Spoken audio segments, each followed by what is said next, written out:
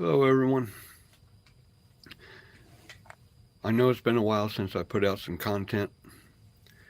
Sorry for the delay on that, on making content and putting it out there. I've been having issues with my teeth, so they advised, due to bone loss, for me to go ahead and uh, have all of them removed.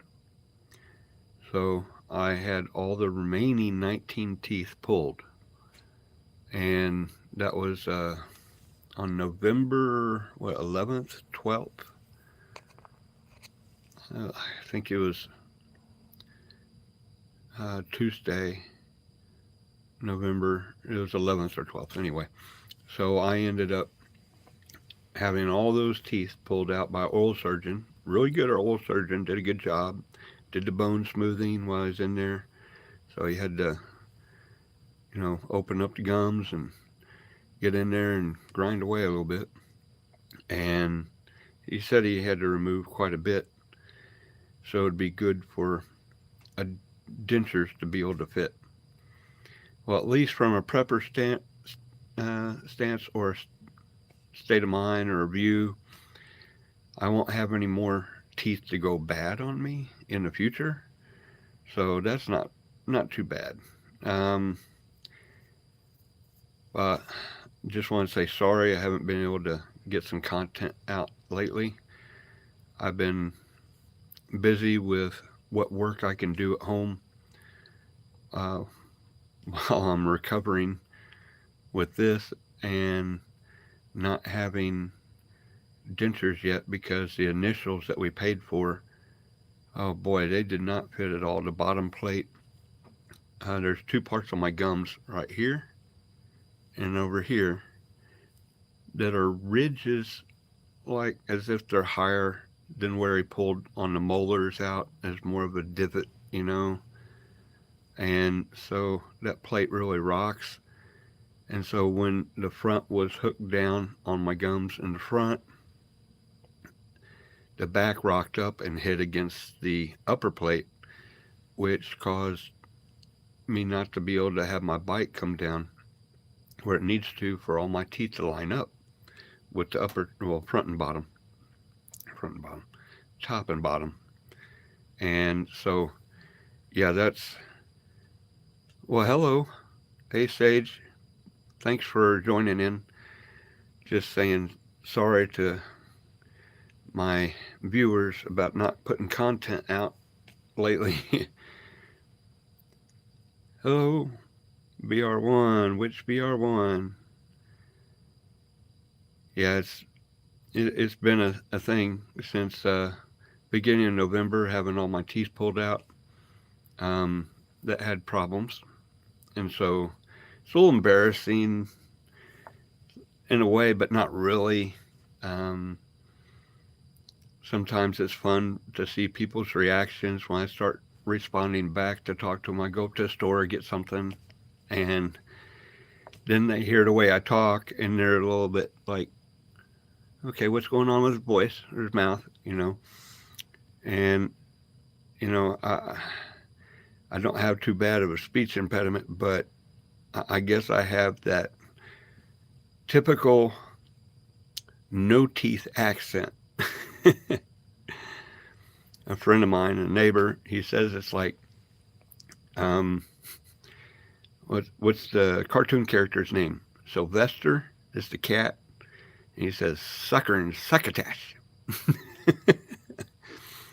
However,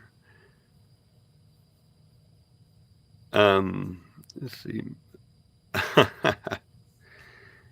However, I haven't been able to talk well or articulate well, especially as my gums were healing from the oral surgery. 19 teeth pulled out one time, and then the bone smoothing and work, and then the initials not fitting properly, and they've tried to reline them at the dentist's office, and they're like, yeah, this isn't going to work. So I had to send them off. I have to wait. So I did the reline. See, just last week, where they tried to do that and then sent them off, and they just sent them off. 2 days ago, I had to take my wife to a follow up from a biopsy I had done. At least everything's all clear, it's good. But we did stop by that dental office on the way, since it's not far away from that location, and they said they just sent them off yesterday. And it's like, okay, it's been almost a week, and they hadn't sent them to the people, the lab that makes them, to redo them, because they took more impressions when they tried to do the reline, because they saw it wasn't going to work, and sent the impressions off with the old dentures and say it's going to be about 3 more weeks. It's like, holy cow. Okay, all this time without teeth, you know, and I'm going to have to get used to having dentures and using them, talking with them, eating with them.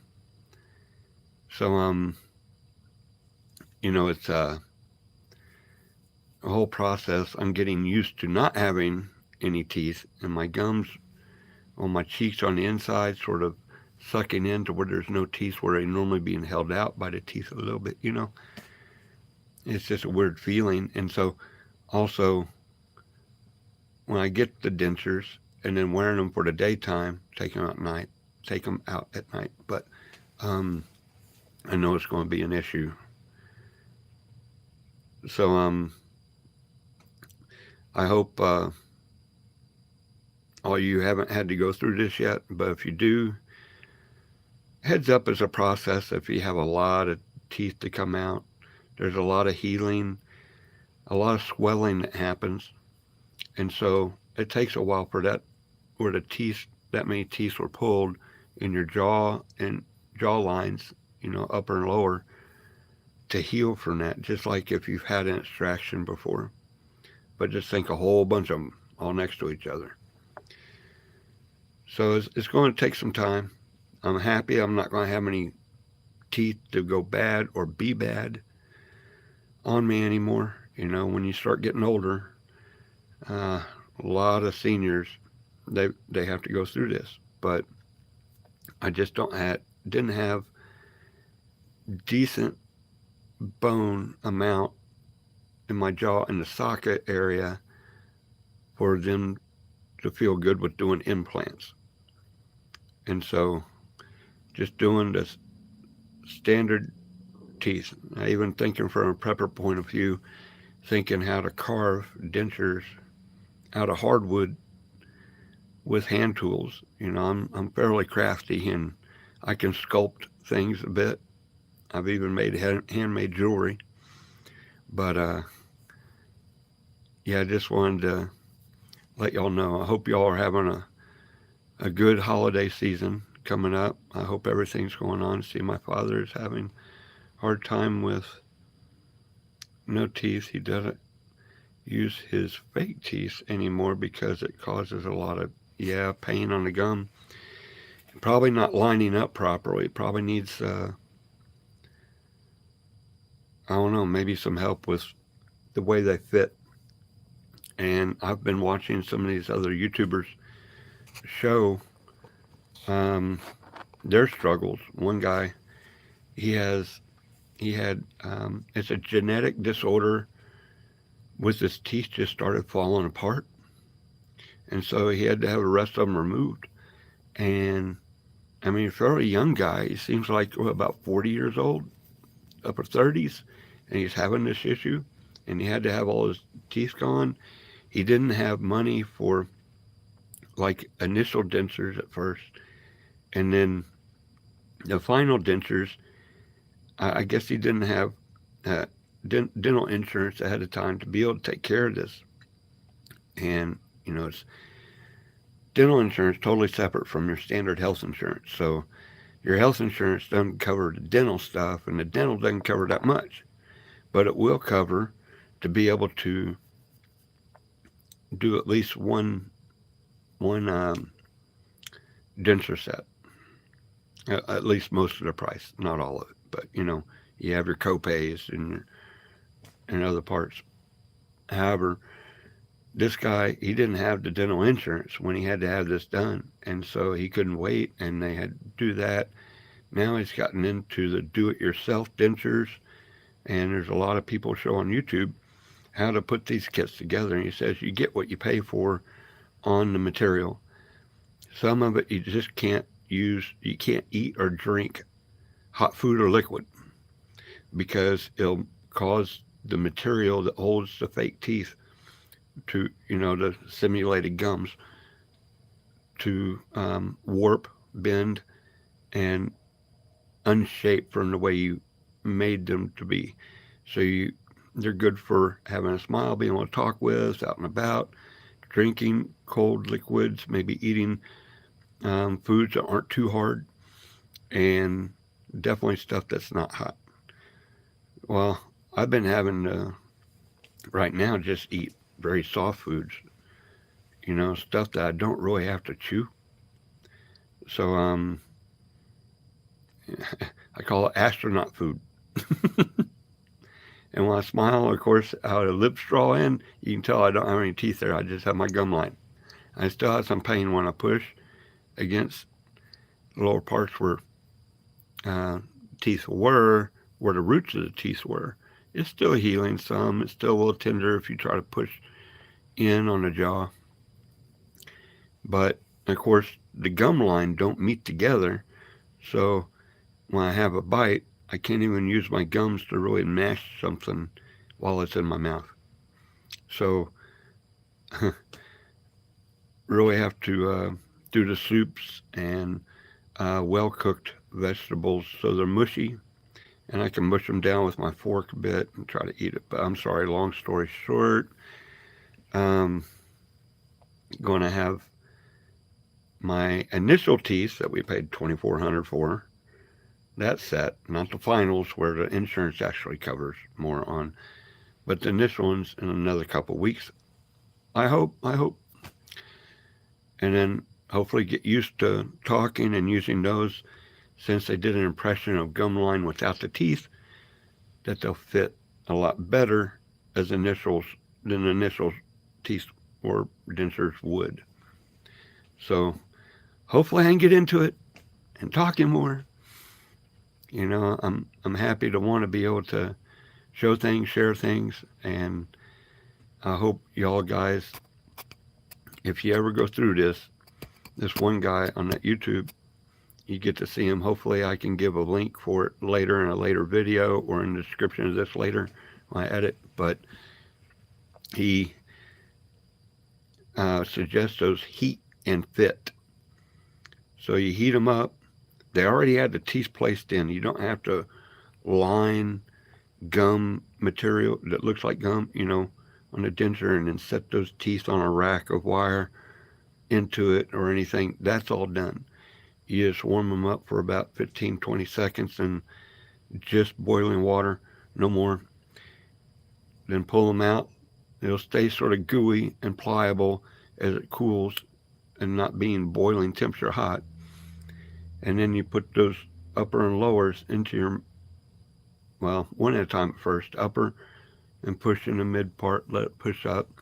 You do the same with the bottom by hand, and then you heat both of them again, and then put them in the mouth, upper and lower, and then give a little bite so it forms better.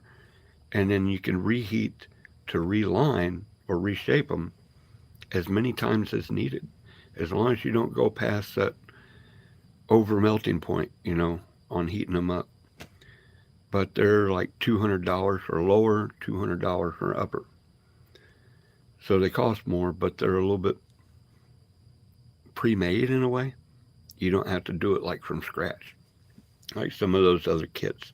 And the material's better. And he says he's actually eaten steak with those.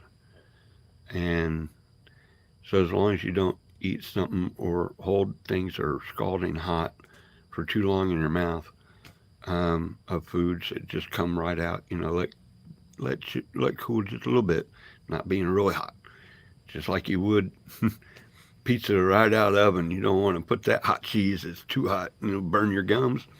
Well, that type of hot will deform that that line material. So just heads up on that. Hope it goes well and I can be able to talk to you with teeth before too long. But I hope you guys have a great holiday, and I'll do some edits. I'll find that guy's video about the different teeth type and denture type. Now there's two of them. One of them he does the heat and fit review, which is later, which he actually came back and gave after some of us asked if he could let us know, how are those doing, because he hadn't really shown doing those yet. But he was going to get them, and he actually got them, so that's good, and he did a review. So I'll try to leave a description on this live later once I'm able to do edit. So you guys take care, keep prepping, coming in the wintertime. See, I need to brush more and quit smoking because that ain't going to help. Yeah, I know. I smoke cigarettes too. And I've been slowing down some. I've been using the tar traps. So it catches a lot of that gunk that goes in. You just get a little bit of the lighter smoke, a little bit of flavor still, but so that reduces the stuff that goes in the lungs. I'm actually by quite a bit. And yeah, it's not good for the gums. Some doctors and other people will say when you breathe the smoke in, it sort of deprives the gum lining and mouth walls and throat of oxygen during the draw. And so if you smoke a lot and continuously, you're taking a lot of that away. And some people like me, they've wondered about my blood labs, my doctor on my physical. And they said my red blood cell count was high. So probably it's from the smoking. And my oncologist that has a good hematologist in her office, which they use to get the info and data from and analyze what's going on with the high red blood cell count when they did a bunch of labs. I swear there was like 3 or 4 pages full of results for different tests they did. And they came down to it that a lot of it may be the smoking, a little bit of problem with not as much circulation past my hips to my legs. And some of that's caused by the PAD, peripheral arterial disorder, buildup of plaque in extremity arteries. But a lot of that's caused by the smoking. And smoking, you're breathing in a lot of smoke. If you're a really chronic smoker, then you're not, I don't know, you're blocking your lungs from being able to get as much oxygen on that breath draw when you're drawing that breath. So, yeah, I get it. Yes, you too, Waving Gammy 92. Thank you for all the chat and staying with me. I'll let you guys go. I know you got things to do, and hopefully I can get some better content on simple preparedness for you guys in the future. And don't forget EMP Shield for their surge protectors. They're like the world's fastest surge protector on the market. That's how it's able to shunt to ground any over voltage pulse that comes from midair like an EMP. Hold on. Mickey, I'm doing a live video. So, sorry, my wife was wondering where I was at. So, always interruption, right? That's the good stuff, right? Okay. So, upon EMP Shield surge protectors, when hooked in with electrical system, can help protect sensitive components and electronics tied into the same electrical system, because it'll shunt that overpulse to ground in about a nanosecond. So maybe 0.9 to 1.1 nanosecond. And that can help protect electronics plugged into devices if it's your home electrical or business electrical system within 250 feet of code compliant wiring. So electronics that far out because it's going about the speed of light. It's quick on electron travel through wire, but code compliant wiring, as long as it's that or bigger or better, has less um, restriction in the wire resistance for the electrons because there's more wire to go through and is faster. But so that midair pulse, like say we get attacked with a high altitude nuclear blast causing EMP, so 90 to 300 miles up in the atmosphere, and it causes 50 to 100 kilovolts per meter of air along the ground because it frees up the electrons and causes that pulse. Then it's going to fry sensitive components, and everything is susceptible unless it can be protected with really fast surge protection. This is a smart theory instead of have the Faraday cage everything. So you can put stuff in a Faraday cage, okay, but there's stuff that has to be plugged in to be able to protect that stuff you use on, all the time. Then if it's plugged in, like say your phone is plugged into a charger that's plugged in, and it's plugged into, electric, then that overvoltage pulse that would fry sensitive components in your phone and your charger will get shunted away to ground in about a nanosecond, faster than those sensitive components could be fried. So it draws that overvoltage pulse away to the earth ground, boom, and didn't fry your systems. Okay, cell towers, other things, they may go offline. Electric, the whole grid may go down. But you have your other backup devices, like I have little solar panel chargers. I even have my big generator in a Faraday cage I made, okay?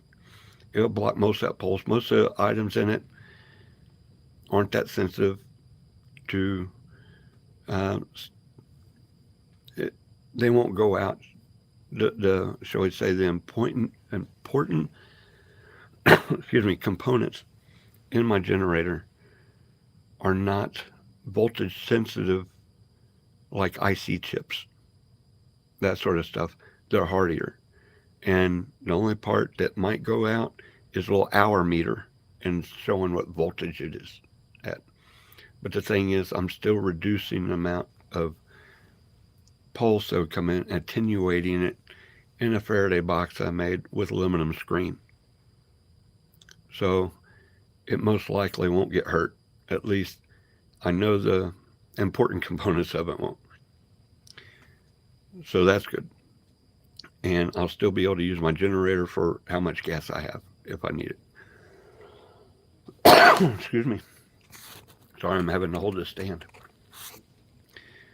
But EMP Shield, if you look at my other videos and on the header of info on my channel, I have the website with my affiliate link. They'll save you $50 off per unit with them. But they're having up to 25% off sale right now. If you get one, I think you save about $20 on a site-wide. And then you add the $50 off with my coupon code list, so it'll be $70 off, right? So discounts couple with my The Simple Prepper, no spaces, all lower caps. Coupon code will couple with any site-wide sale they have. So the more you buy on their site-wide sale, the more you save per unit. So that's really good with EMP Shield. Way to go for allowing that to couple and save people a lot of money if they're looking to put the ones for the vehicles on, say, both their vehicles, if they have two solar and wind electric generation type systems, backup generator systems for your home also, and anything you wanted to be able to protect from that. So you can really still be, if you're already off grid and you want to protect those off grid systems, you can keep them up when the whole grid goes down. When an EMP strike hits, or shall we say the effects that are similar to EMP from a really big X-class solar flare. So a big solar flare from the sun with excess solar winds at the same time can free up those electrons when we get hit with all the gamma rays that come within that solar flare. So that man, you could get protected from both. At least Texas is working on protecting the Texas electrical grid. Right now, they're doing the whole study on it to be able to get the whole assessment for where they need to start and how. They already know that we have the equipment and way to do it right now, but all the different arms, shall we say, of the whole plan and project have to come together. So the organization of it's being planned right now to be able to protect from major X-class solar flare and EMP attack, and they're looking to also beef up the grid through this same bill that they passed to beef it up to keep up with power demands. So that's a part of it, but doing it the right way, the way Japan's already protected their whole grid. Wyoming isn't safe, I don't think. Can old trucks still work? Well, yeah, but the thing is, it's possible that the capacitor could get overloaded on the ignition, on the points type ignition setup with the little capacitor they use in that. So you might have to keep an extra unless, if you have newer electronics set up, you got a phone or a tablet that you saved offline maps, and its GPS receiver will still work if it's protected. Just keep up with your updates on it and then put it in that Faraday can, and when you plug it in to use it to be able to navigate if you needed to in a vehicle, or if you have things already plugged in like a radio, as like the Uconnect radio in Dodge, on those Dodge radios, what is that, like 2015, 16, when they had a bigger screen with the navigation map on it. So I know the 2016, 17s and up, they had that Uconnect radio with the navigation built in with maps already loaded in that radio. And you want to protect that radio and other electronics in any car because you put some aftermarket radio that has maps and stuff. So like Alpine made a while back, they're really originator for that stuff, for mobile. And you want to protect that equipment to be able to still access it and use it, then use the EMP shield device on your car. Even, I can't remember the brand name on it, but they sell some of the modules in, what do they call them, ferrite beads that you put on the main wire on positive and negative along with the shunt. That's made by the EMP doctor, Dr. Arthur T. Bradley. That's it. EMP doctor on YouTube. And he sells his products.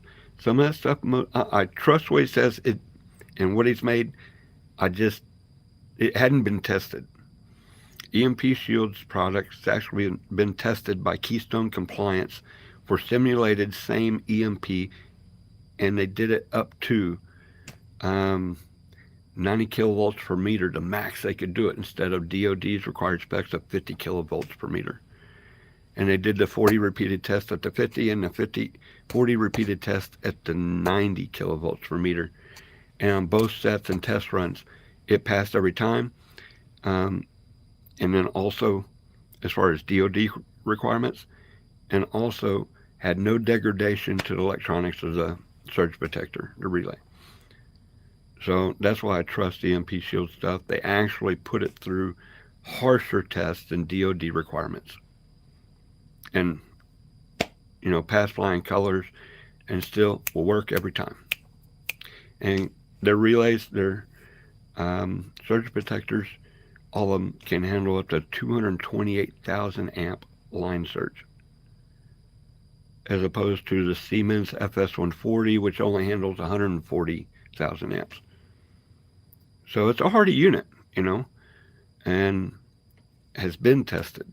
I wish other products are already out here selling at Home Depot and stuff like for your home and those to put in your breaker box like that.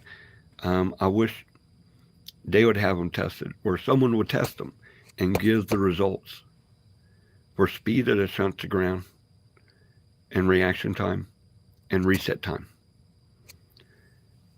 So they just don't, and it's possible that some like the Siemens products and some of the other they don't handle as big of a line surge in amperage, but if they're quick enough on the shunt for the initial E1 and E2 parts of the EMP,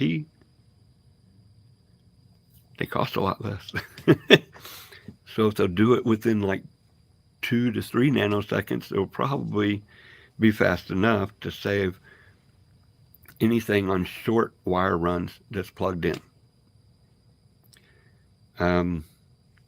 But nobody wants to spend the money to test it. EMP Shield has, and I think something Wolf or Wolf something, I can't remember. Turn that CB down. They have had it tested, and it said they passed by DoD, but I'm not sure if they went as far as going to their max load and trying another 40 repeated tests. But nevertheless, they're having a sale right now. I'm not sure how long. At first, they had the big Cyber Black Friday sale, and now they extended it, and it's up to 25% off.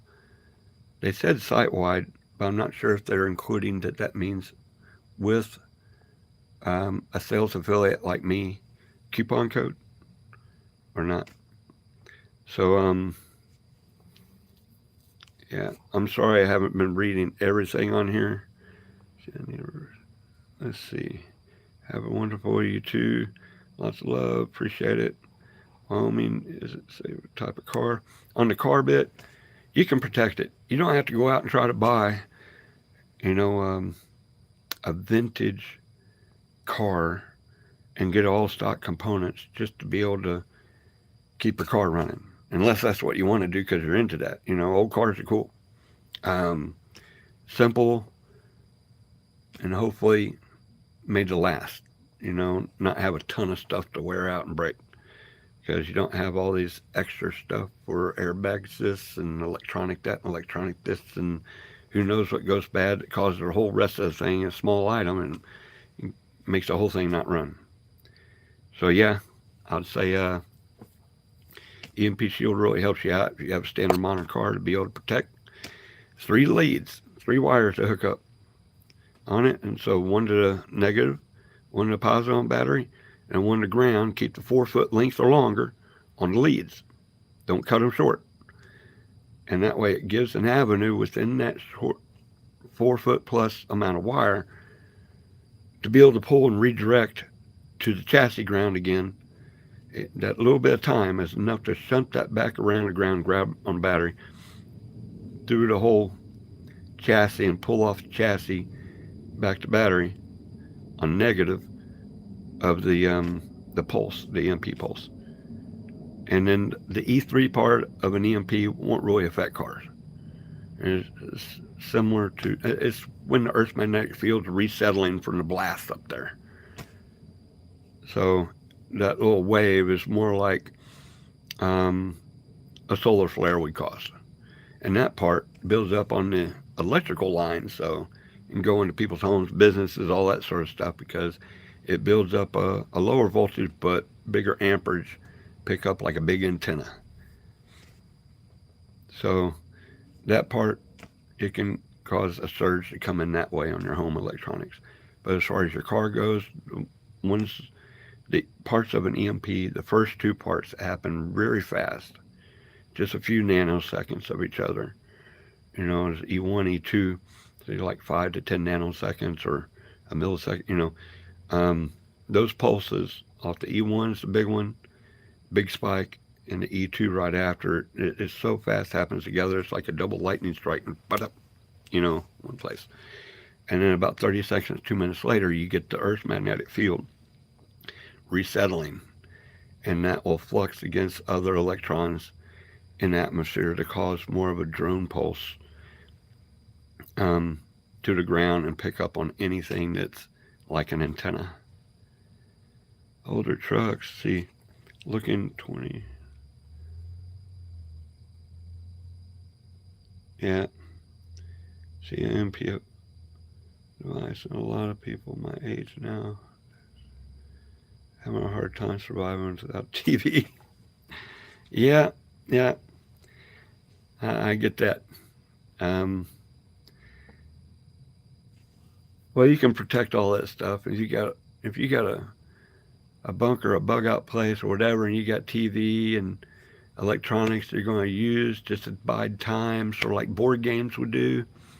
You got old movies for kids, to keep them occupied for a short bit and give a source of entertainment. Well, if you have something to power that, that's protected, and to be able to protect them from EMP, yeah, well, it's like, why are these rich people using EMP shield with their electronics, with the bunkers, with the bug out locations, um, in the vehicles? Like Resvani makes their own armored chassis. They call it the Resvani Tank Military Edition, and it's their own body made onto Jeep, um, a Jeep chassis, Renegade chassis, And they're making the other ones out of the Gladiator. Also, and they're doing sort of like the other company that makes 6x6s with the dual rear axles. So Resvani's doing that now too. I guess they're getting a chassis from them, but an option with them is to have EMP shields, vehicle surge protector installed on it when they order it. So, they're using it, and military's using it now. That's why they have EMP Shield has sales contract with U.S. Air Force and DHS, Department of Homeland Security, and they're buying them and implementing on that. All of Coffee County itself, first responders, all of them were protected in Kansas, Coffee County, Kansas. So their whole share, or police, EMS, fire department, their offices, everything protected. That way vehicles still run, police cars can still run. They can still have people get to places to respond to things and do things or whatever they got to do to help their public. And they're starting to use them more and more places, and more companies starting to use it. So, man, many thousands and thousands of these things hooked up, and they're not hard to hook up. I mean, don't mess with the breaker box and you're not an electrician and you don't have any knowledge on that stuff. But simple prepping. I look for the simple solutions, and their RV portable plug-in. So it has it's like an extension cord with a surge protector on it. Except it's their actual module, very fast surge protector. They're full-fledged surge protector, but just for one phase. One 120-volt phase. You plug one into a zone that's on one phase, 120-volt phase leg in your house. You buy a second one, like that's what I've done, to plug into another zone that's on the other phase leg of your 240. Coming in your house, it's divided into two 120-volt sets. So you find out which is on the other phase leg. And so you plug one into each, and you still have your whole house protected that way, because it shunts the ground through the ground leg on the plug. It's all the same grounding, goes into earth ground. So you got your hot and your neutral, and then your main ground plug, and then that 4.5 foot extension cord that they put their surge protector on. You have a really good 4.5 foot high current, extension cord, because it drew up to 20 amp. So, and that's a good thing if you have a 20 amp outlet to be able to combine it with in one of the zones. It's always better on a higher amperage output, but that way it can handle a load and shunt the ground of even high surge, and then by that surge, like the E3 part of the EMP, or what would be caused by a major solar flare, that would cause a lot of amperage coming in on electrical lines. Then it can direct that, and by two of them that way, shunting straight to ground, stuff coming in, then it will most likely throw the main breaker off right away by shunting that to ground and saving your electronics. It will sacrifice itself to lightning because that's so much mega more amount of current and amperage and voltage. It will actually shunt to ground and keep itself in ground and fry itself that way to save the rest of your house. It will save your components and it'll stay grounded until your main breaker pops, which is almost instantaneously. But at least the rest of the stuff's going to your earth ground. And that lightning current will go there because of the speed of reaction time on the surge protector. Other ones will fry. The Siemens FS140 will fry. Other surge protectors will fry too from lightning. But it'll save your other components in your house. And you just replace the surge protector, and they have a $50 copay on the warranty, even from lightning. So instead of $400 paying for it, and you replace it, or $3 or whatever, even with discount, it's only $50 to replace it. So it's if it happens for lightning, they just want the old module back so they can study it and look and see how it did. So you send it back and they send you a new one. You send a $50, but yeah, or maybe they send it out to you and then you send them an old one in the same package. Yeah, I'm not sure how they do it, but see, thank you for talking. It's interesting. Heading 80 sheep. Oh wow. Well, Waving Gaming, I'll look you up, man. If you have, if you post about your 80 sheep, I'll take a look at that. And I hope you have a great Christmas too, and the rest of the holidays for whatever you celebrate. I hope it goes good with family and a good time for the holiday time. Well, thanks for listening. We'll talk to you soon. I hope I get those teeth in so it's a lot easier to talk. Cheers. You guys have a good one now. Where do I turn this thing off? Fancy.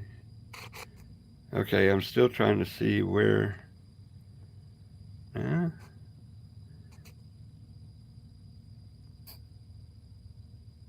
Start a poll, start a Q&A. No, that's not it. This is strange. I guess I hit the X button at the top left. Are you sure you want to stop streaming? Yes. Okay, guys, got it. I don't do this that often. Have a good one now.